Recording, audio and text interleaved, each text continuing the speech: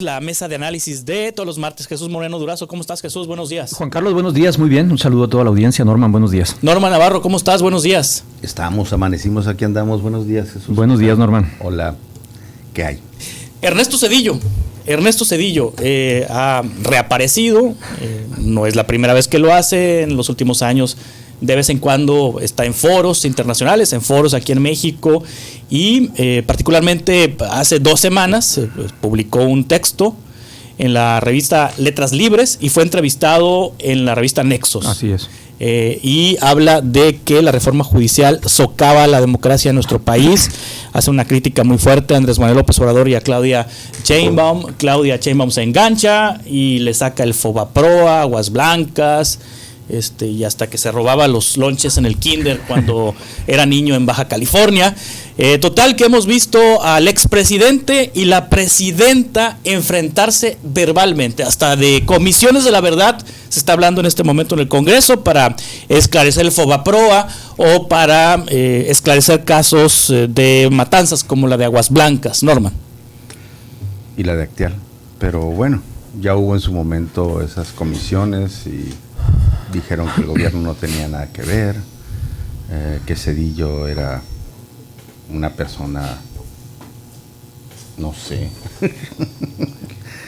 es cómico. Sí. Demasiado cómico que el doctor Zedillo venga a estas alturas del partido a querernos dar una idea de cómo era la democracia que él quería. Sí. Porque estoy de acuerdo con él que dice, se murió la democracia. Pues sí, la democracia que él quería a su modo y al modo de su grupo y de la oligarquía de este país. No creo que alguien con todos sus antecedentes que tiene el doctor Zedillo tenga la calidad moral como para venirnos a decir las cosas. Tengo que decirte algo, mira. Y tenemos que recordar, no sé si recuerden ustedes cómo estuvo lo de diciembre del 94, el comienzo del 95, pero yo sí me acuerdo, muchas personas habíamos comprado cosas, teníamos tarjeta de crédito, y esa tarjeta de crédito que, no sé, habíamos firmado 5,000 pesos de un mes para otro, se hicieron 35, 45 mil pesos y al otro mes ya eran 75 mil pesos. O sea, eran unas cosas, bueno, soberbiales. Sí. No, de hecho, fue muy recurrente aquel chiste, no sé si se acuerdan ustedes, de un director de un banco que le habla al director nacional y le dice, ya resolvimos el problema de los 5,000 carros que nos regresaron porque no los pueden pagar los cuentavientes. ¿Y qué pasó? ¿Dónde los metiste? Pues los metí en las 5,000 casas que nos regresaron porque tampoco pueden pagar las hipotecas. Eso fue real. Ocurrió, nos ocurrió a todos pasamos por ahí. Creo que el doctor Cepillo ya no se acuerda de la cepillada que nos pegó. No, ya se le olvidó o cree que se nos olvidó porque mucha gente se murió.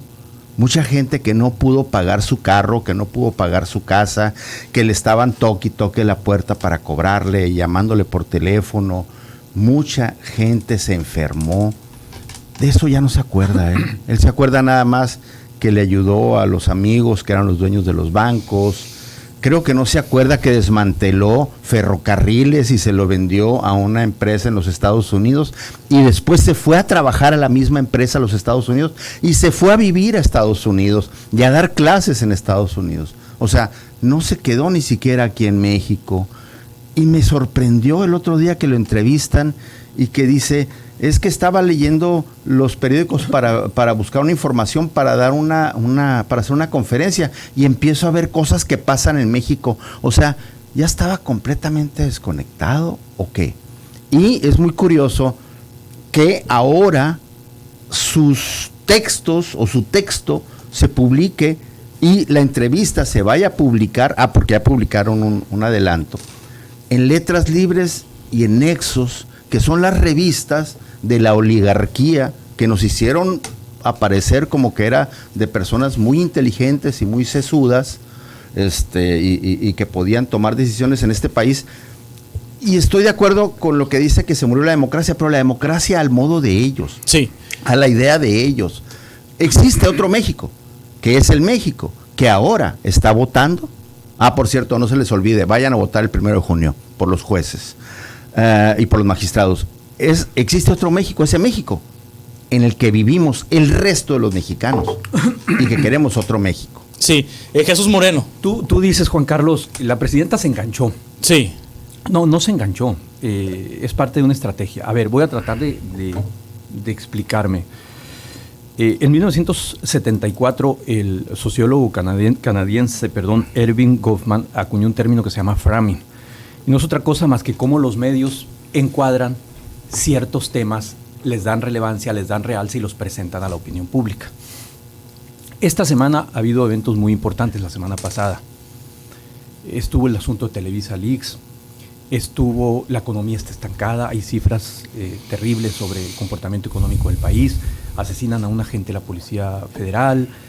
Sin embargo, el affair Zedillo presidenta tuvo mayor realce, fue el que mayor encuadre tuvo por parte de los medios. Cualquier análisis que hagas de la coyuntura lo vas a poder ver. Dicen que las narrativas no solo explican la realidad, sino que también la fabrican. Este es un caso muy específico de esa realidad fabricada para construir enemigos perfectos en el pasado. El expresidente anterior nos dio cátedra de eso. Calderón. Primero fue Salinas, luego fue García Luna, diagonal Calderón. Ellos fueron los males y han sido los males de todo el pasado. Ojo, no quiero decir con esto que no haya herencias malas.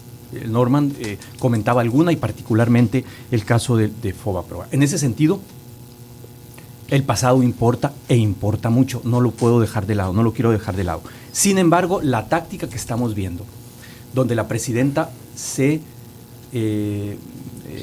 trenza en el ring público con el expresidente, es parte de una estrategia muy, muy sencilla porque ayuda a simplificar un relato. Ayuda a simplificar un relato que ofrece un culpable de todos los males que tenemos ahora, 6 años y pico después. Hospitales con carencias de medicinas, insisto, economía estancada, inseguridad pública en aumento y demás.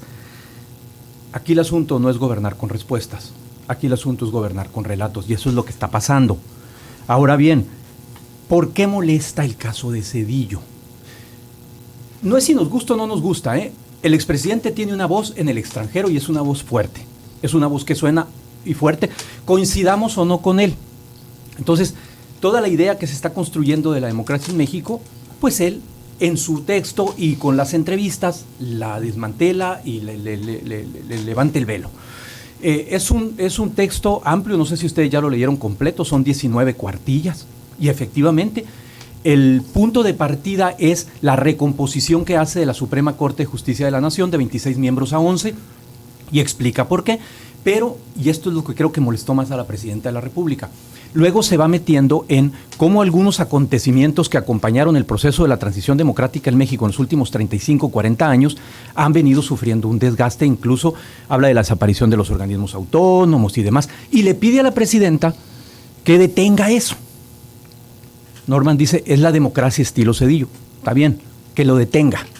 Entonces, eso es lo que molestó, entre comillas, a Claudia Sheinbaum, y lejos de contestar con argumentos el relato de Zedillo la acusa de autoritaria, dice la democracia mexicana de la transición al autoritarismo, una gran tiranía, así se titula el texto de Letras Libres y es lo que resalta la entrevista de Nexos. Entonces ella contesta, pues dándole la razón, contesta con un acto autoritario, destacando el Fobaproa otra vez, sacando el Fobaproa y tratando de enmarcar en la opinión pública un acontecimiento que ocurrió hace 30 y tantos años, porque hay generaciones que ni idea tienen quién fue Zedillo, ni idea tienen, yo lo veo todos los días, ni idea tienen qué fue Zedillo, ni idea, menos qué fue el Fobaproa, quién fue Marcos, qué pasó el 94, qué pasó el 95, qué pasó el 97. Ahora, Norman habla del 94 y el 95. Ayer te lo decía muy claro y si quieren ahorita entramos a las deudas del presente. Sí. Traigo los datos frescos de las deudas del presente. Ayer te decía Eduardo Torreblanca, te decía que cómo la deuda pública de México el presidente que entró el 2018 la toma, o sea, López Obrador, en 10.5 billones en 2018 y la entrega en 16.7 billones. De eso no se habla ahorita. Ahorita hay que hablar de lo que pasó hace 30 años. Hubo otros acontecimientos que pasaron hace 30 años. No voy a defender a Zedillo, se está defendiendo solo. Que también en lo personal, así como Jesús Moreno, yo les doy un valor clave para que lleguemos a lo que estamos llegando ahorita. 1. Reforma de 1996. Zedillo era presidente. Independencia total al IFE, entonces IFE.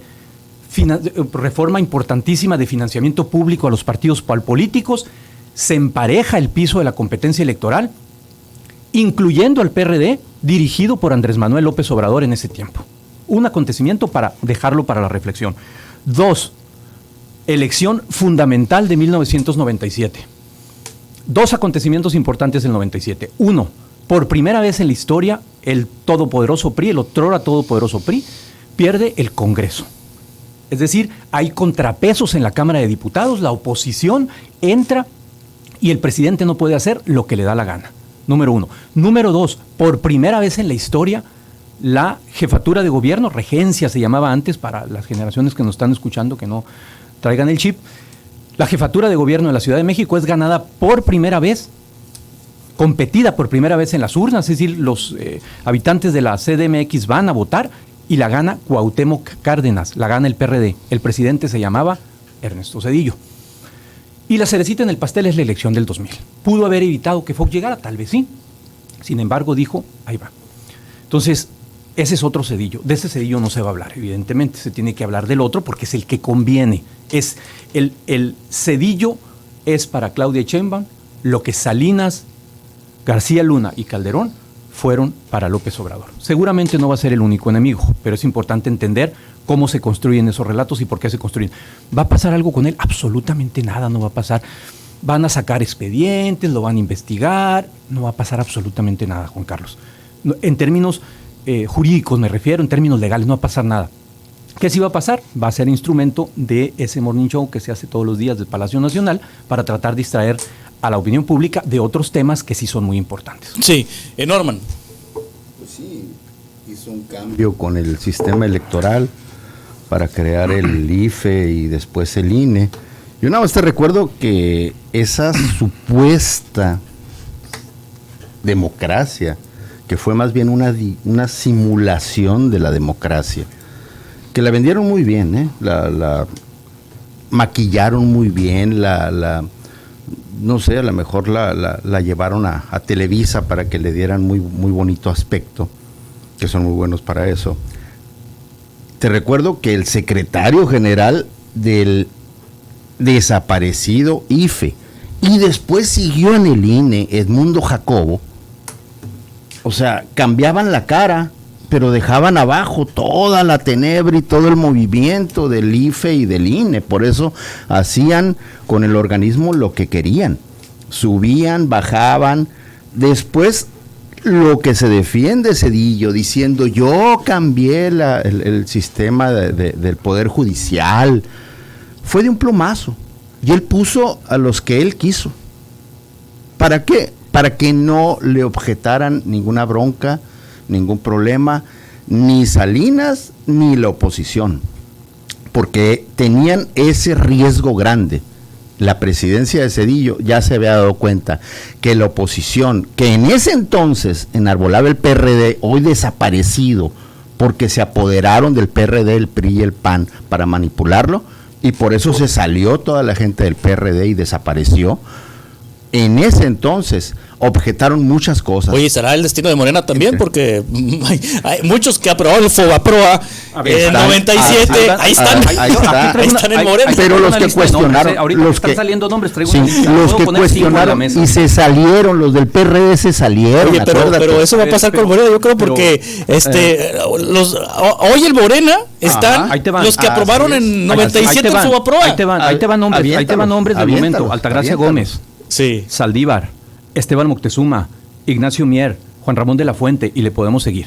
Sí. Ahí están, esos nombres y todos están en Morena. Ahora, Eso de supuesta democracia, yo no estoy de acuerdo. Sí fue un momento de transición a la democracia muy importante, sí con imperfecciones, sí un proceso inacabado, sí una ruta que todavía no llega a buen puerto y no llegaba a buen puerto, sin duda.